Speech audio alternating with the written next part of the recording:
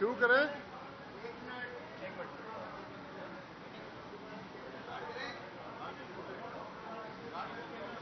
جی بسم اللہ الرحمن الرحیم.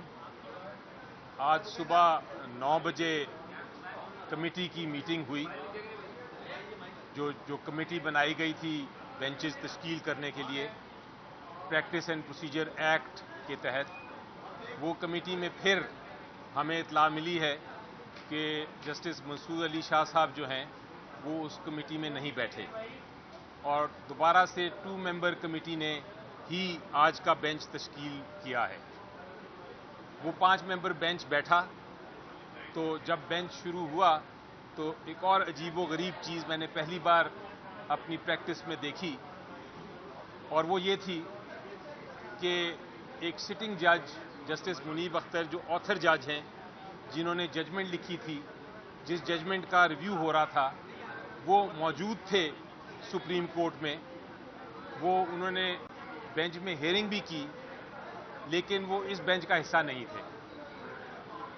یعنی کہ آتھر جج کے بغیر وہ ریویو کی پروسیڈنگ شروع ہوئی. جب عدالت کی پروسیڈنگ شروع ہوئی تو میں نے اٹھ کے ایک ریکویسٹ کی، کیونکہ میری نظر میں یہ جو بینچ ہے، جب تک کہ وہ پراپر جو درست کمیٹی ہے اس کو تشکیل نہیں دیتی، میری نظر میں یہ بینچ جو ہے وہ غیر آئینی، غیر قانونی ہے.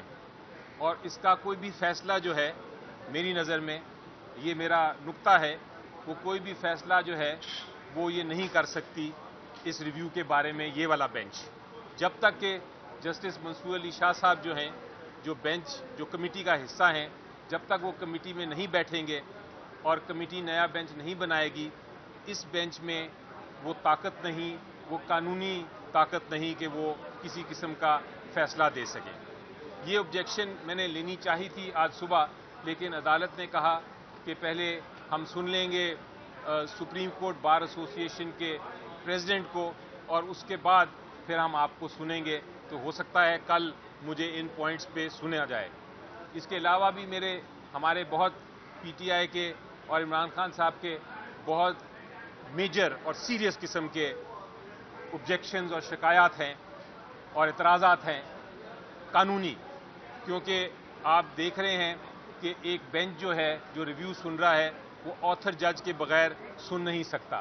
یہ جسٹس منیب اختر صاحب نے خط میں بھی لکھا ہے، اور وہ آج بھی اسی لیے شاید نہ بیٹھے ہوں اس بینچ میں.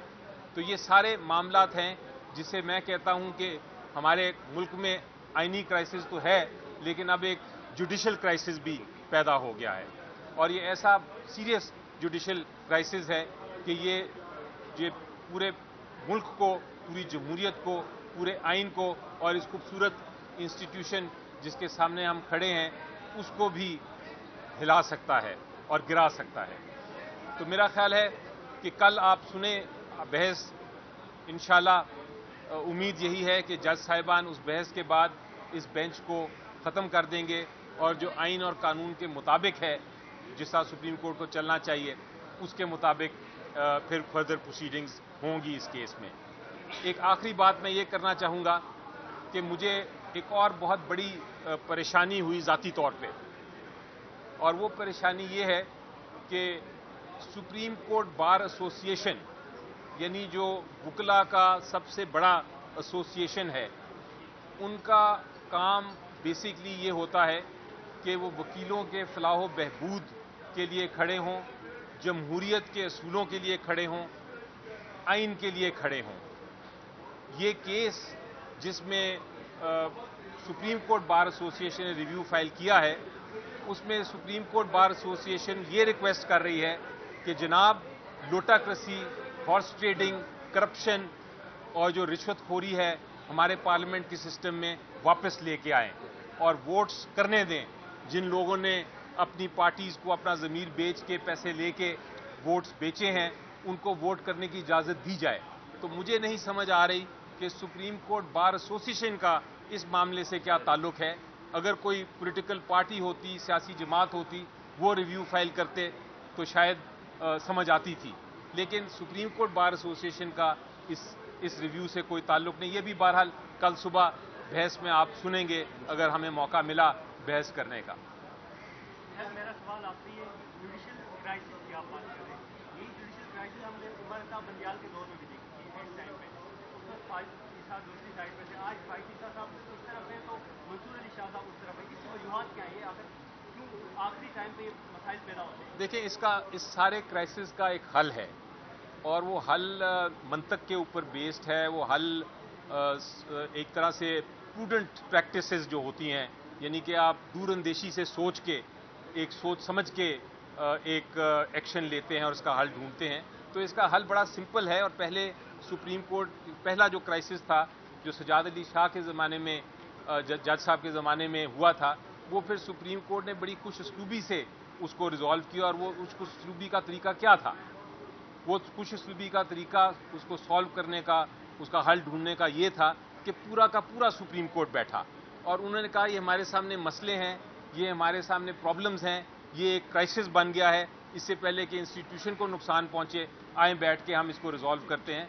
तो मेरा ख्याल है सुप्रीम कोर्ट की जो मेरी सजेशन है कि फुल कोर्ट बैठ के ये सारे फैसले करे, वो मैं कल भी दूंगा और मैंने पहले भी दिया है, कल गुजरी हुई कल को भी दिया है, आज भी मैं दे रहा हूं और ये मैं देता रहूंगा क्योंकि मैं इस इंस्टीट्यूशन का हिस्सा हूं और मैं समझता हूं कि इसका हमने हल ढूंढना है, क्योंकि कौम का भी यही रिक्वेस्ट है और कौम के लिए फ़ायदा भी इसी में है।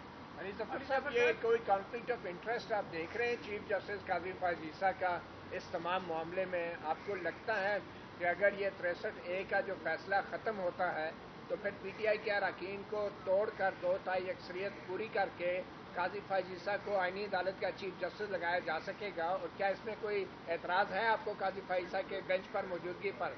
देखें, 63A का आपने बात की और आपने एक बहुत अहम लफ्ज़ इस्तेमाल किए, कॉन्फ्लिक्ट ऑफ इंटरेस्ट।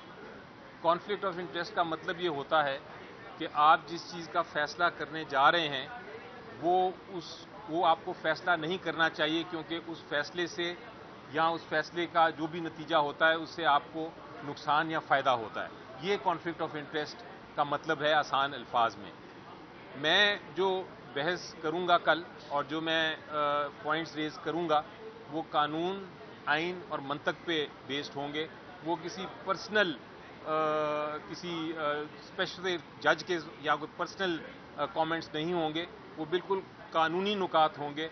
और मुझे यकीन है कि वो जो कानूनी नुकात हैं वो इतने वज़नी हैं, वो इतने भारी हैं, वो इतने दुरुस्त हैं और इतने कानून और आइन के मुताबिक हैं कि वो इंशाल्लाह उनको मंजूर किया जाएगा।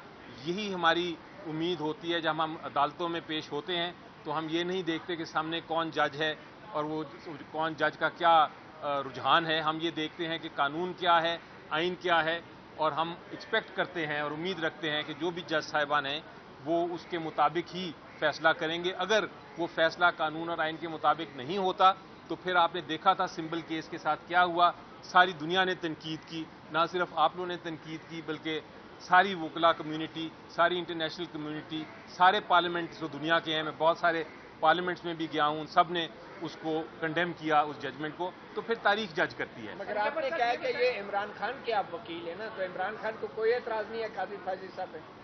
इमरान खान साहब इतराज़ बहुत बार कर चुके हैं और देखिए, जब इतराज़ होता है किसी जज साहब के ख़िलाफ़ तो फिर जज साहब की अपनी मर्ज़ी होती है। यही कानून है कि वो उसको फिर भी उसको सुने या ना सुने। वो इतराज़ किया था और उन्होंने कहा पहले कि मैं उसको सुनूंगा, तो वो उनकी मर्ज़ी है, यही कानून है। आम बंदा को रिव्यू फाइल करे, एक दिन भी डिले हो तो उठा के उसके मुंह पे मार दिया जाता है। यहाँ पे इस रिव्यू के लिए आइन में भी तब्दीली की जा रही है। आइन से बालातर होकर रिव्यू इतना क्यों एक्सेप्ट किया जा रहा है? ना रूल्स को फॉलो हो रहा है बेंच बनाने में, ना रिव्यू के वाले से जो कानून है उसको देखा जा रहा है। तो इतना खास ये केस किसी वजह से बना हुआ? आपने दुरुस्त फरमाया कि एक नॉर्मल हालात में तो जब एक दिन का भी डिले हो और आपने ताख़ीर से रिव्यू फाइल किया हो तो कोर्ट जो है वो कुछ बात और नहीं सुनता, वो उसको रिव्यू को डिसमिस कर देता है और पूछता है कि वो पूछता ये है कि आपकी एक दिन का एक्सप्लेन करें कि आपने डिले क्यों किया। तो यहाँ डिले है और मेरा ख्याल है कि नहीं, उसको हम ऑब्जेक्शन हमने रेज की है, उसको नोट किया था जज साहब ने आज, वो भी कल ऑब्जेक्शन लेंगे। उसके अलावा आपने ये आज देखा कि एक बहुत जो बहस हो रही थी वो बिल्कुल वन साइडेड बहस थी क्योंकि जो ऑथर जज थे जिन्होंने लिखी थी जजमेंट और जिन्होंने मेजॉरिटी जजेस जो 3 थे उनमें से 2 तो रिटायर कर चुके हैं और एक जज साहब जो हैं वो इस वक्त मौजूद नहीं थे बेंच पे। तो एक तरह से उस जजमेंट के खिलाफ उसको डिफेंड करने के लिए कोई भी जज नहीं था जो आके एक्सप्लेन कर सकता कि मेरा ये कहने का ये मकसद था, मेरा ये लिखने का ये मकसद था।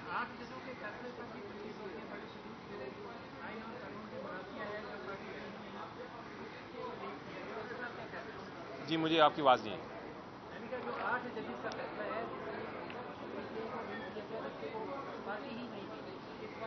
जी ठीक है, देखें वो मैं हमेशा ये कहता हूं कि जो फैसले हैं उन पे आप तनकीद कर सकते हैं। मैंने सुन रहा हूं तनकीद ये जो इस फैसले पे है, लेकिन मेरी नज़र में वो फैसला एक आइन की शिक है जिसमें ये लिखा हुआ है कि आप कंप्लीट जस्टिस कर सकते हैं, यानी कि आप इंसाफ के तकाजे पूरे कर सकते हैं। अगर कोई चीज़ रह जाए तो उसको पुर करने के लिए अदालत के पास ये इख्तियार है, सुप्रीम कोर्ट के पास जो आइन उसको देता है, तो वही इख्तियार इस्तेमाल किया है अदालत ने इस केस में, और उस पर आप उसके साथ एग्री कर सकते हैं या नहीं कर सकते, वो आपकी राइट है।